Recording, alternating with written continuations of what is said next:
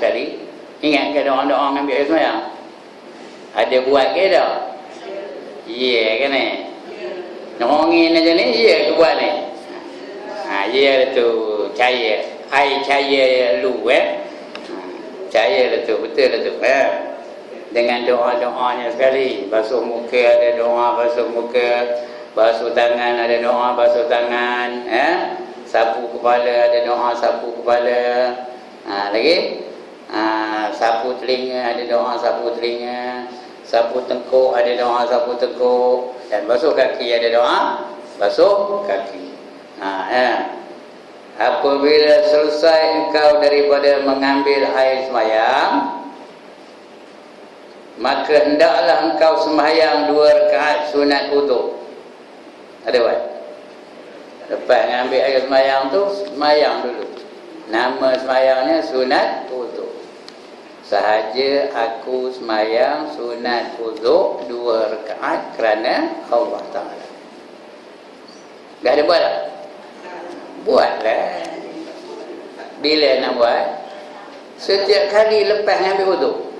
Tak kira lah pagi, petang, siang, malam. Asal lepas ambil wudu, sembahyang 2 rakaat. Nama sembahyangnya apa? Sunat wudu. Sahaja aku sembahyang sunat wudu 2 rakaat kerana Allah Ta'ala. Sembahyanglah. Atau 2 rakaat sunat subuh. Kalau dah lambat bangkit, orang dah bang, jangan sembahyang sunat wudu dulu. Jangan sembahyang sunat wudu lagi. Sembahyang sunat apa? Sunat subuh. Kerana waktu subuh dah masuk. Tak ada lagi sunat wudu. Tak payah lah, bukan tak ada, tak payah lagi. Kerana kita nak sembahyang tu sunat subuh. Saja aku sembahyang sunat subuh 2 rakaat kerana Allah Ta'ala. Lepas Fatihah baca Alam Nashrah. Subuh dia ni baca Alam Nashrah laka sadrak. Yang kedua baca Alam tara kaifa fa'ala rabbuka bi ashabil fil. Itu ayat yang masyhurnya ketika sembahyang sunat subuh. Kalau tak hafal bolehlah baca Qul ya ayyuhal kafirun dengan Qul huwallahu ahad. Tapi kalau hafal duk baca Alam Nashrah laka sadrak. Dan rakaat yang kedua baca Alam tara kaifa. Itu nama sembahyangnya apa? Sunat subuh. Ataupun 2 rakaat sunat subuh. Jikalau ada fajar itu telah terbit, artinya dah masuklah, orang dah azan. Surau dah azan. Sembahyang dulu sunat subuh. Kalau nak sembahyang sunat wudu, lepas itu sunat subuh tak sempat. Tambah hari Tok Bilal ni kadangnya tak nyampang apa. Tahu ke tak nyampang apa? Udahlah dia sembahyang sunatnya laju-laju. Allah. Dia terus tak noleh ke kanan. Terus kamat aja. Ada tak berlaku apa itu? Sini entah lah, mana tu tahu tak pernah sembahyang sini. Ada tak berlaku apa itu? Entahlah, tanyalah tu perempuan tahu ni. Kadang tak ada nengok kiri kanan pun, orang dah siap ke belum ke, terus kamat aja dia. Itu Bilal macam itu, namanya Bilal Kerongge. Tahu Kerongge? Tak tahu Kerongge? Ya Allah. Kerengge. Tahu Kerengge? Bilal Kerengge namanya. Kerongge tu dia duduk atas pokok, ya dah. Pokok rambutan lah, pokok empelam lah, pokok apa lagi? Pokok manggis lah. Tapi dia makan ke buah rambutan lah? Kerongga tu makan tak buah rambutan? Tidak. Walaupun dia tak makan buah rambutan, kita boleh panjat pokok rambutan tu nak ngambil rambutan tu. Apa dia buat di kerongga? Apa buat di kerongga?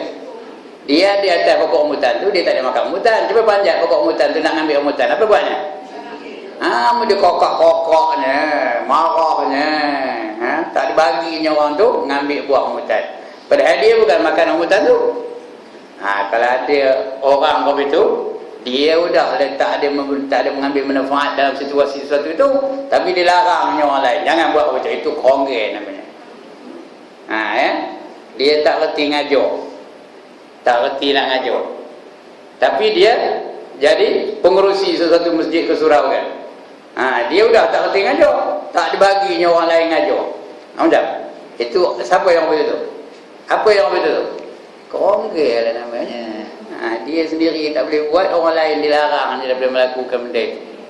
Kalau ada Tok Bilal itu, apa gelarnya? Tok Bilal Kerongga. Nak sebut betul-betul? Tok Bilal Kerongga. Bukan kerengga, Tok Bilal Kerongga. Kerengga. Tok Bilal Kerongga yang apa tu? Ya. Patutnya dia tengok kiri kanan dulu, toleh kiri kanan dulu. Ada tak orang tengah semayang? Kalau ada tengah semayang, dia tak usah qamat dulu. Bagi peluang dia habiskan semayang dulu. Ya, walaupun lambat sikit tak apalah. Bagi dia peluang dulu. Udah habis orang tu semayang, baru dia qamat. Ya, bukan mesti laju-laju tak payah. Bukan maknanya nak jadi bila habis Allah tak ada, ya. Boleh. Kalau mazhab Hanafi itu lagi dibiarnya lama sampai dah berkumpul orang baru dia qamat, ya. Ini dah yang banyaknya kerongga. Sini taklah mana saya tahu kan, saya sebut aja. Ya. Jadi biar yang di dalam tu, tapi yang di rumah tak payah tunggu. Bukan mana tunggu orang di rumah dah. Yang ada dalam masjid tu atau dalam surau tu. Yang dia dah sembahyang ke belum? Udahlah dia sembahyang laju-laju, dia sembahyang terus Allahu Akbar, terus baca Fatihah, bismillahirrahmanirrahim. Jangan kita tidak. Lepas kalau tadi terus rukuk dia Allahu Akbar, semua Allah Alhamdulillah. Langsung tak ada baca ayat. Jadi maknanya dia lajulah. Orang lain sembahyang sunat ikut tertibnya, ada doa iftitah, ada baca ayat. Kemudian rukuk baca tasbih 3 kali, iktidal pun slow and steady. Lepas tu baca tahiyat sampai habis, baru salam. Bila orang dah habis salam, baru dah dia boleh bangun dan apa? Qamat. Ngapa tengok apa tu? Bangkang. Ada nak bangkang ke sangat? Ya, tapi dia memang tak ada lah. Dia memang bukan qamat pun, bukan Bilal pun. Yang qamat tu apa? Bilalnya. Jangan jadi Bilal kerongga. Jadi Bilal yang sebenarnya. Baik. Ada berkata kalau sudah ada fajar, tak usah sembahyang sunat apa? Sunat uzur. Sembahyanglah sunat subuh. Saja aku sembahyang sunat subuh 2 rakaat kerana Allah Taala. Demikian dikerjakan oleh Nabi sallallahu alaihi wasallam. Tapi sembahyang sunat ni di rumah, bukannya di surau. Yang eloknya di rumah. Nabi tu buat di rumah, lepas tu baru dia pergi masjid. Tapi kita hari ni kalau sembahyang di rumah baru pergi ke masjid, macam? Kalau hari ni kita sembahyang di rumah dulu sunat subuh, lepas tu baru datang ke masjid, macam? Sampai-sampai orang dah tayak akhir dah je lah. Pasal banyak benar Bilal betul? Bilal kerongga. Di mana-mana pun terdapat Bilal kerongga. Tak merasa nak berjemaah. Ya. Jadi ada ke Bilal ni, minta maaf ya. Jangan ada Bilal kerongga di mana-mana surau, di mana-mana masjid. Tunggu sahabat-sahabat biar dia bagi peluang mereka datang. Cuma janganlah lambat benar. Setakat nunggu 15 minit tu okeylah. Janganlah sampai sejam nunggunya, sampai naik matahari pula. Itu melampau benar pula tu ya. Bukan ada masalah itu, tapi saja yang tak nyampang apa. Tahu tak nyampang apa? Itu yang banyak hari ni. Ya. Kalau lambat nak dia sikit, orang lain pula sampai numpuk-numpuk. Apa lagi kemalan. Orang lain pula. Ada tak? Ada tak orang lain yang apa itu? Ada. Kemalan. Dia mau nunggu ni. Ya. Jadi itu ya. Dan sayugianya jangan engkau tinggalkan sembahyang berjemaah. Ini ya. Jangan kamu tinggalkan sembahyang berjemaah. Ya. Istimewa pula sembahyang isyak dan subuh. Yang jangan tinggal betul-betul jaga betul-betul sembahyang isyak dan sembahyang subuh. Biar berjemaah. Yang lain tu elok berjemaah. Tapi sembahyang isyak dan sembahyang subuh tu biar berjemaah. Kenapa? Siapa sembahyang isyak berjemaah, dia seolah-olah beribadah separuh malam. macam dia beribadah sekerat malam. Dan siapa bersemayang jemaah subuh, siapa semayang subuh berjemaah, dia seolah-olah beribadah semalam-malaman. Enggak tak? Enggak ke dapat fadilat beribadah semalam-malaman? Jadi jangan tinggal semayang subuh berjemaah. Kerana walaupun malam tu dia meroloh, tahu ke meroloh? Tapi dia dapat pahala seolah-olah beribadah sepanjang malam. Macam bangun tahajud, semayang tahajud, semayang tasbih, semayang hajat, semayang apa-apa dah, taubat dan sebagainya, di hujungnya semayang witir 3 rakaat. Macam itulah seolah-olah dapat pahala. Sedangkan tak ada dibuatnya. Sedangkan dia apa? Dia meroloh je dalam rumah. Dapat pahala. Lebih-lebih lagi kalau dia betul-betul bangun malam, lagilah lebih-lebih berganda-ganda pahala. Jadi lebih-lebih semayang subuh dan semayang isyak biar berjemaah. Lagi satu tuan-tuan dan perempuan, di bulan Ramadan kita menunggu kedatangan apa? 10 malam terakhir menunggu kedatangan apa? Lailatul Qadar. Hendakkan dapat fadilat Lailatul Qadar sekoman-komannya semayang subuh berjemaah dan semayang isyak berjemaah. Dapatlah fadilat Lailatul Qadar. Itu paling komannya tu. Paling komannya dapat berapa? Lailatul Qadar. Lailatul Qadri khairum min alfi syahr. Apa katanya? Lailatul Qadar itu lebih baik daripada 1000 bulan. Nampak? Kalau bertembung dengan Lailatul Qadar, kita dapat pahala 1000 bulan. 1000 bulan berapa tahun? Berapa tahun tuan? Perempuan, berapa tahun? Ya Allah, 1000 bagi 12 berapa? Ya Allah, matematik tak ya? Berapa? Mana pula 12,000? Bagi bukan kali. 1000 bagi 12 dapat berapa? Mula-mula ambil 100. 100 bagi dengan 12 dapat berapa? 12 kali 8 96. 100 tolak 96 berapa lebih? 4 ambil kosong bawah tu jadi 30 lah 40 bagi 12 dapat berapa? 40 bagi 12 dapat berapa? 6. 12 kali 6 36 dekat dengan 40 tu ya. 12 40 bagi 12 dapat berapa? Dapat 3. 12 kali 3 36. Lebih 4. Turun lagi kosong 40 pula. Dan di mananya 83,3333333 bulan. Maknanya paling komannya 83 tahun. Umur kita pun ada ke 83 tahun. Coba bayangkan kalau tiap-tiap tahun kita dapat bertembung dengan Lailatul Qadar. Tahun ini dapat ibadah pahala 83 tahun. Tahun depan dapat lagi 83 tahun. Tahun depan dapat lagi 83 tahun. Tahun depan dapat lagi 83 tahun. Ya. Udah berapa tahun dapat tu? Kalau 10 tahun dah 830 tahun. Mana ada manusia umur 830 tahun? Pahalanya tu dapat itu. Tapi nak dapat pahala Lailatul Qadar, paling koman, paling kudi, paling corot dia sembahyang isyak dan subuh berjemaah. Dapat pahala. Lebih-lebih lagi kalau bertembung betul-betul dengan Lailatul Qadar lagi lah ya. Di bulan Ramadan tu. Jadi jangan lepas sembahyang subuh dan sembahyang isyak berjemaah. Kerana sembahyang berjemaah ni ada 5 fadilat. Ini cerita lainnya. Sembahyang berjemaah ni ada 5 fadilat.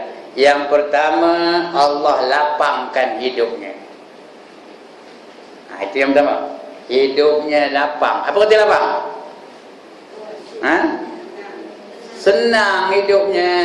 Tak ada susah. Tak ada hutang sana, hutang sini. Sini no entry, sini no entry. Yang sana berhutang, sini tak nak jumpa dengan dia. Aku ada hutang dengan dia. Tak ada apa itu. Payah aja. Sekali nak minjam duit je, jumpa orang minjam duit, jumpa orang minjam duit, jumpa orang minjam duit. Itu orang yang sempit kehidupannya. Ini dah Allah janji melapangkan kehidupannya.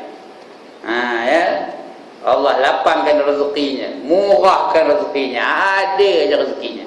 Karena dia tak apa, tak berhenti-henti sembahyang berjemaah. Itu yang pertama. Yang kedua, dia lepas dari seksa kubur. Siapa hendak seksa kubur angkat tangan? Dia lepas dari seksa kubur. Hendak lepas tak?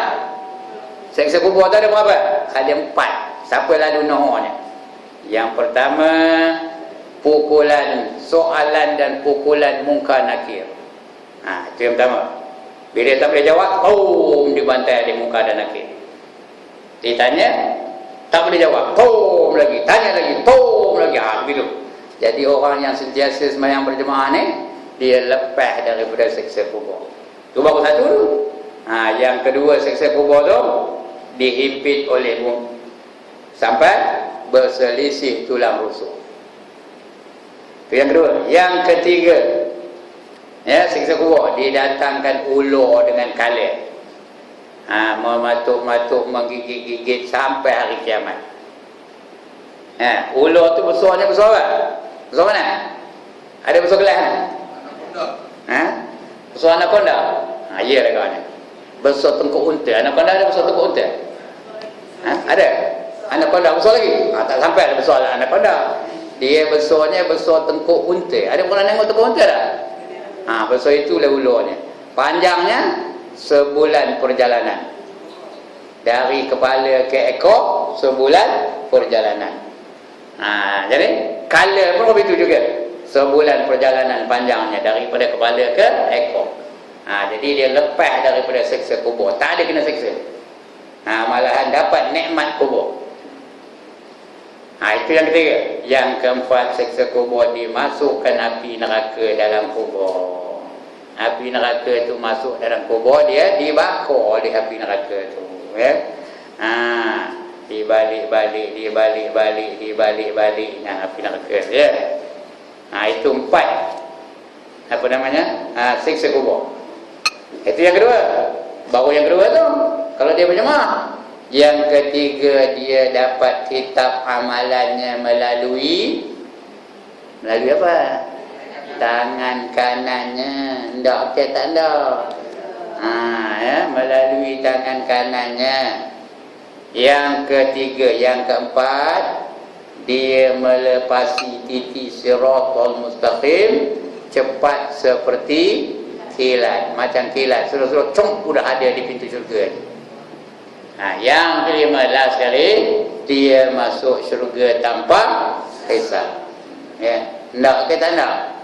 Atas sekarang lohor di mana semayang? Di mana semayang nak lohor kan? Berjemaah lah paling korang ni di rumah dengan suami dan anak-anak. Itu dah koman berbenar dulu. Jangan seorang-seorang aja semayang. Ini seorang aja semayang. Ini untuk orang lelaki ni. Orang perempuan tak ngapa. Orang perempuan tak ada wajib berjemaah pun. Kata macam mana dia nak dapat pahala yang saya sebut tadi? Yang 5 fadilat mana dapat? Ya? Ya, bila suami berjemaah, isteri dapat ke dah? Dapat. Bila dekat-dekat waktu tu, isteri siapkan dah kainnya, kepiahnya, letak kata meja bang, kata. Waktu dah dekat, pakailah kepiah ni. Ini kain ni saya dah sediakan, kata. Kalau suami dengar itu apa? Lekat-lekat dia pergi. Jangan nengkin. Suami jangan nengkin tau. Jangan harus nengkin suami. Kerana orang lelaki ni kalau ditengkin, ya Allah, dia memberontak tau. Dia bukan suka ditengkin tau. Lembut-lembut je. Abang, kata. Bila dengar itu, lenyor suami perempuan. Tahu lenyor? Kalau nengkin, dia lagi membentak balik. Kerana orang lelaki ni pantang dicabar. Bila dicabar, dia mula membentak balik. Tapi kalau dia lembut, lenyor jadinya. Jadi itu dia. So, ajak mereka tu, suruh mereka tu pergi berjemaah. Yang lebih baik apa? Dia sendiri ikut sekali berjemaah. Dia sendiri datang dengan suaminya pergi berjemaah. Jom kita pergi bang, kata. Saya nak ikut abang berjemaah. Lagi 2 fadilat dapatnya. Dapat 2 lah. dengan suami pun dapat, dia membenarkan suami pergi pun dapat berjemaah. Dapat fadilatnya. Kerana isteri ni apa saja yang dilakukan oleh suami, dia dapat pahala ataupun dapat dosa. Tak kira. Kalau benda baik, dia dapat pahala. Kalau benda tak baik, dia redha, dapat dosa. Macam saya ngajar kejap ni, isteri saya di rumah dapat ke tak pahala ni? Dapat. Tahu? Syaratnya dia redha dengan pemikiran saya, dia doakan saya umpamanya lah ya. Dapat dia pahala dakwah. Macam mana saya dapat juga. Begitu isteri ni. Senang aja jadi isteri ni tahu. Bukan payah-payah berjuang berjihad, tak ada payah. Suami berjuang, isteri dapat tak? Dapat. Ya, ada 4 aja perkara yang wajib bagi isteri. Yang pertama, semayang 5 waktu. Yang kedua, puasa di bulan Ramadan. Yang ketiga, taat 100% kepada suami, kecuali yang melanggar syariat, itu tak usah taat. Yang tidak melanggar syariat mesti taat 100% kepada suami. Yang keempat, jaga hak-hak suami. Kalau 4 ini boleh dilakukan oleh isteri, pilih mana pintu-pintu syurga yang dia nak masuk darinya. Dia boleh masuk dari mana-mana pintu syurga yang dia kehendaki. Itu dia 4 tugas isteri ya. Yang pertama tadi apa? Udah lupa, penat ngaburnya. Sembahyang 5 waktu. Yang kedua, puasa di bulan Ramadan. Bulan Rajab tak payah puasa, tak ngapa. Bulan Syaban tak payah puasa, tak ngapa. Tapi kalau dia puasa, lagi elok. Bulan Syawal tak payah puasa pun tak ngapa. Kalau dia puasa, lagi elok. Tambah kalau dia isteri. Kalau nak puasa sunat, apa buat dulu? Apa buat dulu? Nak puasa sunat, nak puasa bulan Rajab, apa buat dulu? Minta izin pada suami dulu. Kalau suami kata yes, baru puasa. Minta izin tu macam mana? Esok I nak puasa. Itu minta izin kan? Itu minta izin kan namanya tu? Esok I nak puasa bang, katanya. Itu minta izin ke tu? Itu ngabur, bukan minta izin. Dia minta izin tu lah. Boleh dah I puasa esok abang, kata. Okay, you can fast, kata abangnya. Baru boleh puasa. Kalau dah, haram lagi tak sah. Haram lagi tak sah. Walaupun puasa itu sunat dapat pahala, tapi bagi isteri yang tak minta izin, hukumnya haram. Lagi tidak sah. Tambah kalau suami itu kerjanya tak menentu. Tahu? Dia kerja jaga maksudnya. Subuh baru balik. Dia balik-balik nak pakai isteri tu. Tiba isteri tu, "Ai puasa." Kata Allah, ngumpat kepala ke dinding, tahu. Jadi minta izin dulu daripada suami Tapi puasa Ramadan mesti puasa. Tak payah minta izin. Terus mesti puasa Yang ketiga apa tadi? Taat 100% kepada suami. Yang keempat, jaga hak-hak suami. Ingat, hak suami itu bukan ada pada suami dia. Pada isteri itu pun ada tak hak suami? Rambut tu hak siapa? Hak suami. Jangan tunjuk rambut pada orang lain. Pada suami saja. Begitu dia tengkuk tu hak siapa? Hak suami. Kaki hak siapa? Hak suami. Segala-gala dalam perbadan dia tu hak suami. Biar suami saja yang menikmati kecantikan dia. Don't share your beauty with others. Faham ke mana? Your beauty is only for your husbands. Nampak lah, udah dia menyolang mata belakang. Ustaz mata kemeh ni. Okey, kita baca balik. Jadi istimewa semayang subuh dan semayang isyak, biar berjemaah. Kerana apa? Kerana sabda Nabi sallallahu alaihi wasallam, "Salatul jama'ati tafdulu ala salatil fardhi bi 27 darajah." Artinya semayang berjemaah itu terlebih afdal daripada semayang seorang diri. Daripada 27 darjah. Ini tulisnya 25, tak betul. 27. Tengok Arabnya, bisab'in wa ishrin. Bisab'in, sab'ah itu berapa? 7, bukannya 5 ya. dengan 7, 27. Wa isrin tu 20. 20 campur 7 berapa? 27. Tulis potong 5 tu tulis 7 atas. Ya. Lebih afdal daripada sembahyang seorang dengan 27 darjat. Kali sembahyang macam orang sembahyang 27 kali. Sekarang sembahyang zuhur berapa rakaat? 4 rakaat. Jadi siapa sembahyang berjemaah berapa rakaat dapat? 4 kali 27. 4 kali 27. Berapa? Berapa rakaat? 108 rakaat. Tu zuhur kan? Asar kan begitu juga, 108 rakaat. Maghrib kan? 3 kali 27. Berapa? 27 kali 3 berapa? 71. Ya, betul. 71. 81. 81. InsyaAllah balik 108. Subuh esok 2 kali 27 berapa? 54. Tapi kira semua berapa? 17 kali 27 berapa kira tak? Itu pahala sembahyang berjemaah. Daripada sembahyang seorang-seorang. Tapi sembahyang seorang-seorang tu senang sikit. Itu yang dia tak lalu nak datang berjemaah tu. Seorang tu senang sikit. Lebih lelaki kalau sembahyang seorang di rumah, tak payah berbaju, tak payah berkepiah, kain selai aja. Itu yang senang tu. Senang je pakai kain selai dia mau Allah. Kepiah pun tak ada, baju pun tak ada, kasut dan tu tak adanya. Kalau nak ke surau ni kena pakai jubah, kena pakai baju Melayu, kena pakai samping kadang ya. Jadi susah sikit. Kalau seorang-seorang pakai kain selai aja. Bila ditanya orang, "Ngapa kamu yang tak ada baju, tak ada kepiah ni?"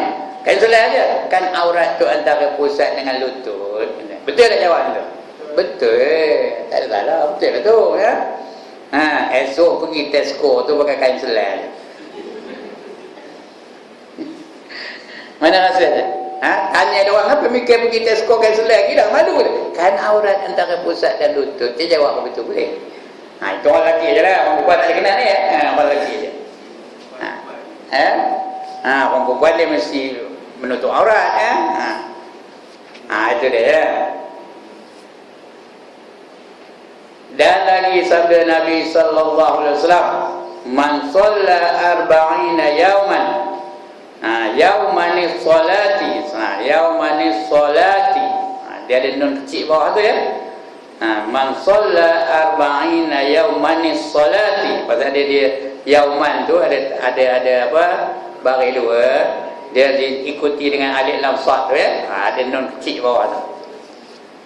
Yaumanis salati fi jama'atin la tafutuhu fiha takbiratul ihram kataballahu lahu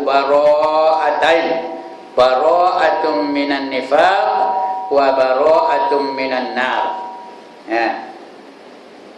Artinya apa?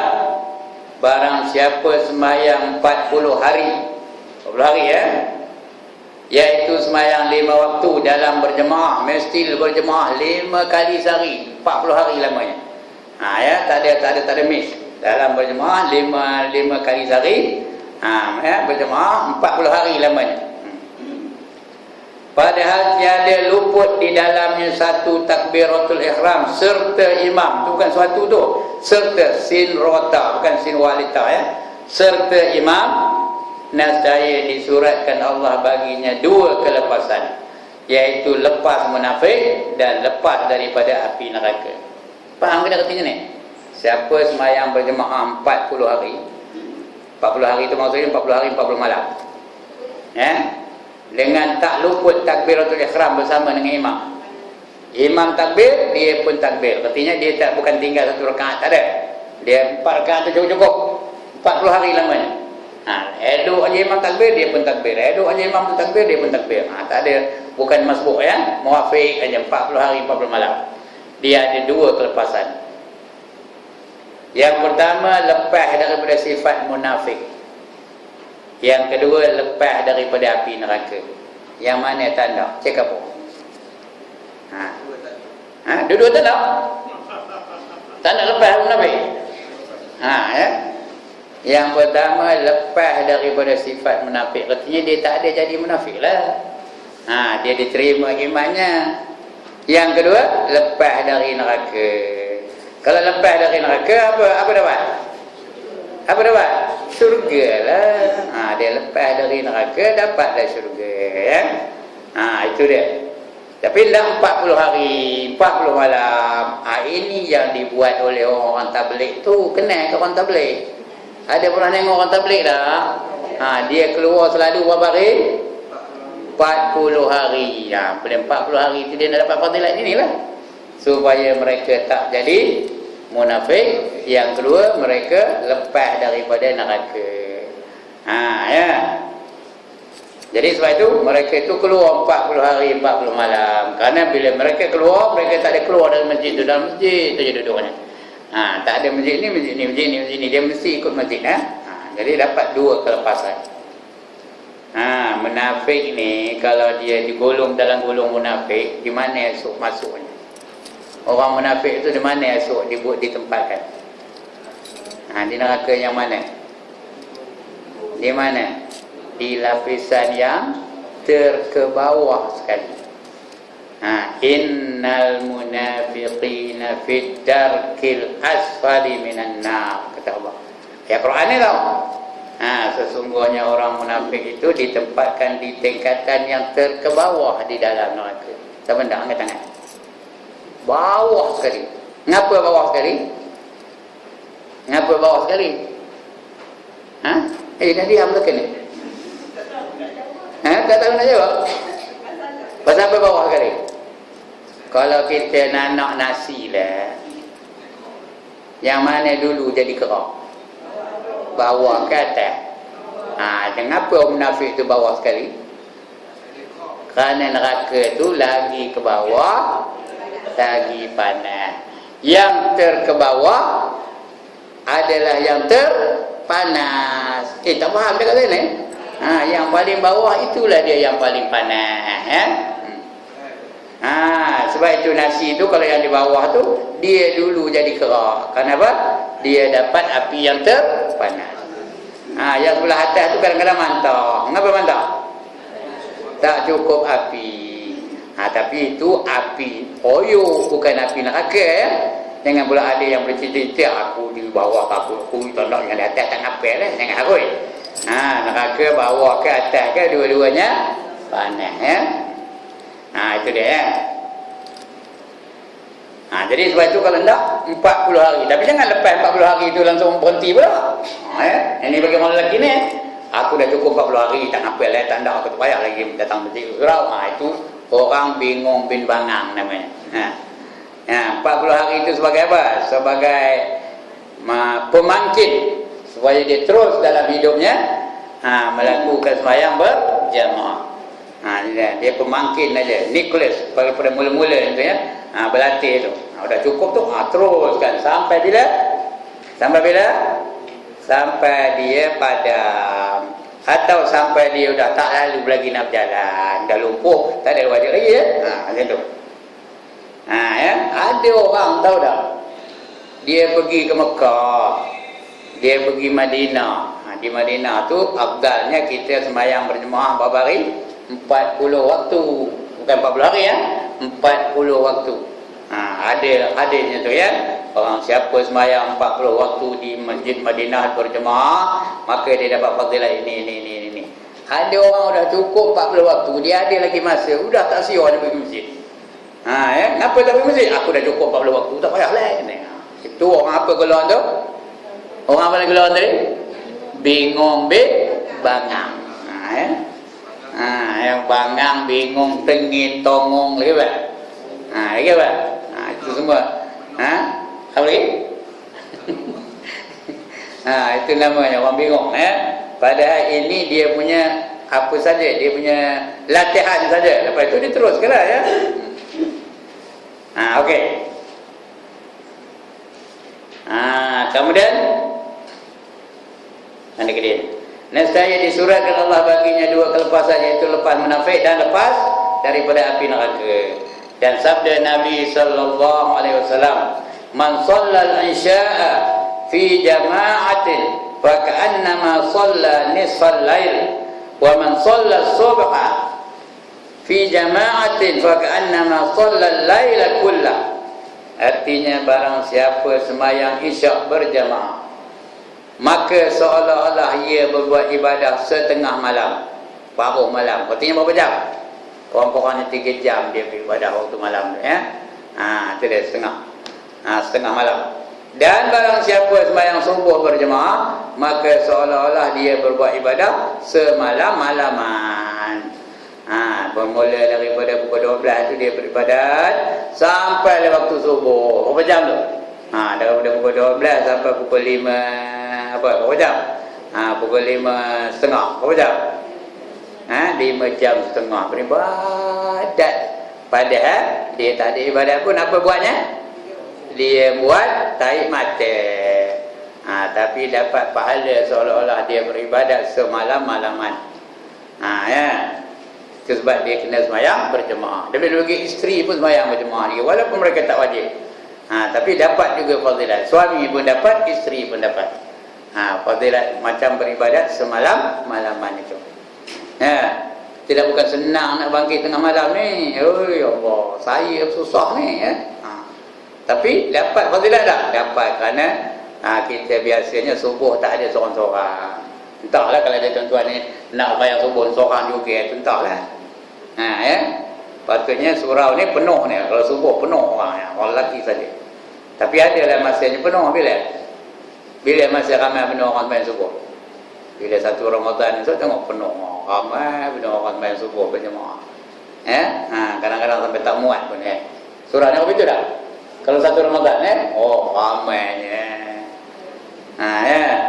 Dah dekat raya? Dah dekat raya?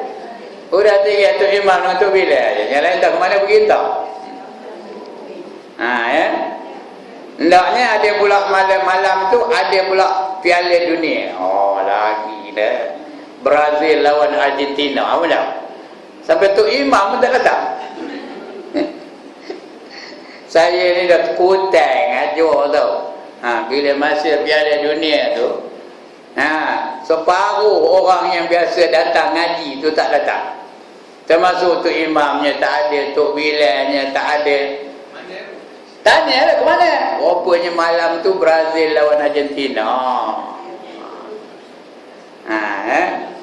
Punyalah bingung tau. Orang yang paling bingung dalam dunia ialah orang yang nengok bola sepak. Marah-marah dia main letak, ya. Orang yang nengok bola sepak lah orang yang paling bingung, bangang, tengin, tongong sekali dalam dunia. Kenapa? Nengok orang 22 orang ngejur sebiji bola. Bingung ke cerdik? Ya. 22 orang ngejur sebiji bola. Mana pergi bola tu ikut, kejar. Itu masuk dalam gol, letak balik, kejar balik. Ya Allah, keluar bola tu, lambung balik ke dalam, kejar balik. Itu bingung ke cerdik? Itu orang yang paling bingung dalam dunia. Ya. Dulu saya pun bingung. Dululah. Gila dah lah, ya. Mujur dia tak ada ramai apa ni. Kalau ada ramai petang ni marah benda dia dengan ustaz ni. Orang perempuan tak ada banyak, orang lelaki. Tapi kerana orang perempuan tu ada apa tu, ya. Pakar bola sepak, kenal belaka dia mah. Pemain-pemain bola tu kenal belaka dia. Cristiano Ronaldo kenal. Lagi? Tak tahu sebut apa lagi? Wayne Rooney kenal dia. Lagi? Dia dicokok, bukan bola. Itu dia, ya. Udah, jangan cerita bola lagi, udah. Kata Imam Ghazali rahimahullah ta'ala, maka sayugianya, apa arti sayugianya? Penting, mustahak, itu arti sayugianya. Jangan engkau tinggalkan sembahyang berjemaah itu. Maka jikalau tiada engkau perbuat yang demikian itu, apa faedah bagimu? Dunia itu tak ada dah. Bagaya menwa tu sekali. Apa faedah bagimu menuntut ilmu? Buat apa ngaji beria benar kalau tak nak amalkan? Apa guna ngaji? Apa guna ngaji? Supaya dapat ilmu. Apa guna ilmu? Supaya diamalkan. Ya. Ilmu tanpa amal seperti pokok tanpa buah. Dia ada ilmu tadi tapi tak ada amalkan. Macam pokok tak ada berbuah. Pokok bukan main rendang, bukan main hebat, bukan main cantik apa pokok tu. Tapi tak berbuah. Apa gunanya? Saya ada pokok durian 1000 pokok tapi satu pun tak berbuah. Guna ke tak? Apa gunanya? Ustaz ada sepokok aja pokok durian belakang rumahnya. Tapi punya lebat buahnya. Durian Musang King pula tu belakang rumah tu. Tahu Musang King? Punya tekal isinya. Bila dia hasil lemak ada, manis ada, semua ada. Mana lebih berguna? Saya 1000 pokok ke dia sepokok aja? Sepokok lah dia gunanya. Begitulah juga orang yang ada ilmu tapi tak nak amalkan. Macam orang ada alat tapi tak nak gunakan. Dia ada alat tapi tak nak pakai. Dia ada motokar tapi tak nak pakai motokar, jalan kaki dari sini Gopeng. Hari Selasa nak ke Gopeng, ada bukan Selasa Gopeng ke? Jalan kaki. Kita lalu gitu, tengok dia tengah ngegi jalan kaki tu. Ke mana ni? Nak ke Gopeng. Tengah apa jalan kaki? Saja. Terodik ke bingung tu. Motokar mana? Ada rumah kita rosak ke hijau. Kata agak tak ada duit beli minyak pun kata mana minyak dah naik ni. GST nak laksana ni, udah laksana pun kata minyak dah naik. Dia pun nyeluk poket keluarkan duit berkesut-kesut duitnya. Beribu-ribu ringgit duitnya dalam dah. Tak ada duit ni kan. Ngapa tak bawa motokar tu? Saja katanya. Terodik ke bingung? Itu orang bingung. Ada alat tak nak pakai. Begitu juga perempuan, rumah ada mesin basuh tapi tak nak pakai mesin basuh. Apa buat? Nyentai je kerong, nyentai daki, kerong. Betul ngempuk, lempung. Betul nak ngeluarkan air, nak bilang tu nak cari tiang, rang. Padahal dalam mesin basuh tu ada tak semua? Ada pencuci tak? Ada sabun tak? Ada belaka, ada pembilas tak? Masuk je dalam tu tekan betul tubuh semua boleh jadi. Ini dah bingung ke terodik orang itu. Itulah dia orang yang ada ilmu tapi tidak amal. Ada alat tapi tak digunakan. Dibiarkan jalan tu begitu. Jadi apa gunanya kamu ada ilmu tu? Sedangkan ilmu tu adalah untuk diamalkan. Tapi beramal mesti dengan ilmu. Al-amalu bi ghairi ilmin mardud kata Nabi. Amal tanpa ilmu ditolak. Amal tanpa ilmu, semayang tapi tak tahu ilmu semayang, ditolak semayangnya. Puasa tapi tak tahu ilmu puasa, ditolak puasanya. Haji tapi tak ada ilmu tentang haji, ditolak hajinya. Dan sebagainya. Dia ada dua-dua. Tak ada ilmu tu tak, bukan tak nak, tapi nak ada amal juga. Selepas dia menuntut ilmu tu dah tahu, kena diamalkan. Pasal apa? Al-ilmu bila amalin kasyajari bila samarin. Itu bukan hadis tu, itu pepatah Arab. Ilmu tanpa amal seperti pokok tanpa buah. Itu dia. Apa gunanya pokok tak buah? Walaupun ada 1000 pokok, apa gunanya? Ada, tebang aja guna. Masa dulu ada juga guna tebang tu. Boleh buat kayu penyalah. Tahu penyalah? Orang dulu beranak, hendakkan apa? Bersalah. Tahu bersalah? Mudah tak reti dia. Jangan mudah sangat. Dah tua tahu lah benda salah. Apa salah? Apa? Berdiam. Betul, berdiam tu. Salah. Itu dulu-dulu kayu penyalahannya apa? Pokok-pokok tu lah, pokok mutan, pokok apa ditebang, itu api bawahnya. Betul dia naik atas katil tu, dia duduk atas katil tu kejam. Itu namanya bersalah. Ya Allah, macam menung tak pernah dengar pun. Itu bersalah namanya. Sekarang ni mana ada orang bersalah? Siapa ada bersalah kat tangan? Dulu tak ada beranak dah. Bersalah ke dah? Pakai apa? Makan ubat, macam-macam ubat ada sekarang. Masa dulu-dulu mana ada ubat. Ya, nak bagi cepat duka tu baik, salah lah. Tak adalah dia merebak-rebak, ya. Itu masa dulu. Itu ada guna pokok tu. Ini apa gunanya? Nak salah tak ada lagi orang salah. Jadi apa guna pokok tu? Ditebang aja, tebang bakar, jual, buat kayu api. Itu aja gunanya. Jadi ada ilmu apa buat? Amalkan. Apa gunanya kamu di dalam menuntut ilmu, dan hanya senya faedah ilmu itu diamalkan, maka hendaklah engkau berjalan ke masjid itu dengan berlari. Elok jalan kaki ke masjid tu, berlari terus jalan laju, ya. Nak pergi masjid biar laju, balik dari masjid tak payah laju, tak apa, ya. Dengan berlari dan membaca pada ketika berjalan itu